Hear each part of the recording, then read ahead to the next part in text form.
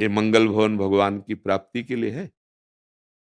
गुरु की सब आज्ञाओं का पालन करना परम कर्तव्य होता है।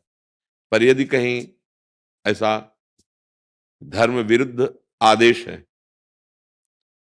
तो हम निवेदन करें कि ऐसा ना तो कहीं गुरु के पद में विराजमान किसी महापुरुष ने आज्ञा करी है और न ऐसा शास्त्र कह रहा है। अब मेरे इस प्रश्न का समाधान कीजिए तो मैं आपकी आज्ञा का पालन करूं। धर्म विरुद्ध कभी गुरु आदेश कर नहीं सकता। अगर है तो तत्काल वहां प्रश्न करना चाहिए, फिर जो उत्तर उस पर विचार करें। अगर वो उत्तर शास्त्र सम्मत नहीं है तो तत्काल दूरी बना ले। छल हो रहा है, सत्य का उपदेश नहीं है। क्योंकि कभी भी सत मार्ग पर आरूढ़ असत का उपदेश कर ही नहीं सकता। भूल न दे कुमारग पाऊं, बस ऐसी सूक्ष्मता से दर्शन करना है। सत्संग हमारे अंदर विवेक जागृत करता है। तो सत्संग, गुरु के वचन, संत के वचन, शास्त्र के वचन, इनका मिलान होना चाहिए।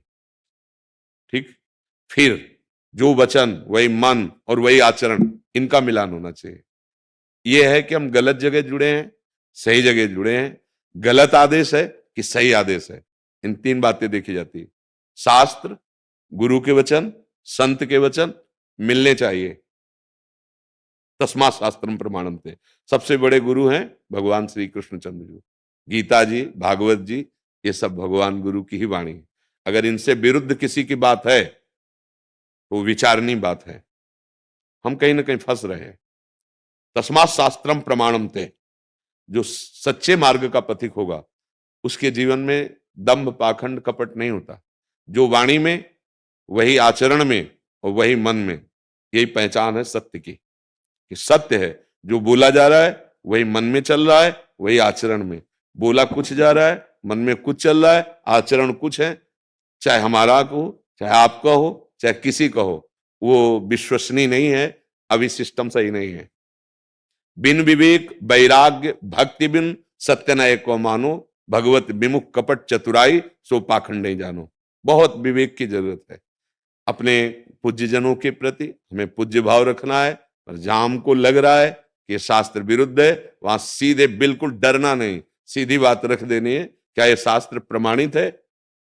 अब अगर चतुराई करेंगे तो उसी समय शब्द समझ में आ जाएगा कि अब उसको केवल संभाला जा रहा है, बात सही है नहीं। दूरी बना ले, खूब नाम जप करे, भगवत प्राप्ति हो जाएगी। तो बहुत बहुत विवेक की आवश्यकता है इसमें समझने की। इसका उद्देश्य अपमान करना नहीं है, अपने को बचाना है। क्योंकि अमूल्य जीवन हमारा व्यर्थ में नहीं जाना चाहिए। ये अमूल्य जीवन में भगवत प्राप्ति करना ही करना है, दूसरा कोई उपाय नहीं है। कुछ कोई हमको भय, चिंता, शोक, मृत्यु से नहीं बचा सकता। तो सही आचरण में चलना, अपने जितने सीमा के अंतर्गत आते हैं उनके गलत आचरणों को उनको दर्शन कराना कि आप गलत हो, आप चाहो तो सुधार कर लीजिए, अगर नहीं तो हम आपसे दूरी बनाकर अपने जीवन को नष्ट नहीं होने देंगे। और जहां से हमारा सुधार हो रहा है वहां तीन, मन और वचन और कर्म, इनकी एकता होनी चाहिए। जो आप बोल रहे हैं वो आपके जीवन में है कि नहीं है, आपके मन में है कि नहीं है। अगर नहीं है तो हम धोखे में फंस सकते हैं। और अगर तीनों एक है, उसका परिचय जब बहुत काल संग करे तो तीनों चीजें समझ में आएंगी और 1 मिनट में समझ में आ जाएगी। यहाँ भगवान बैठे हैं, जिनके वचन सुनते ही हृदय में शीतलता हो जाए, जिनको नेत्रों में देखते ही, नेत्रों से देखते ही ऐसा लगे कि देख तो पहली बार रहा हूं लेकिन बहुत बार देखा है, और ऐसा लगता है ये मेरे हैं, ऐसा लगता है मैं इनको देखते रहूं। जिनके सानिध्य में अपने अवगुण प्रकाशित होने लगे और अंदर से आने लगे कि अब नहीं करूंगा, केवल सानिध्य मात्र से अब नहीं करूं, वहां सत्य वस्तु जागृत हो रही है, वहां सत्य वस्तु विराजमान है। समझ रहे ना जी। यश जी जम्मू से।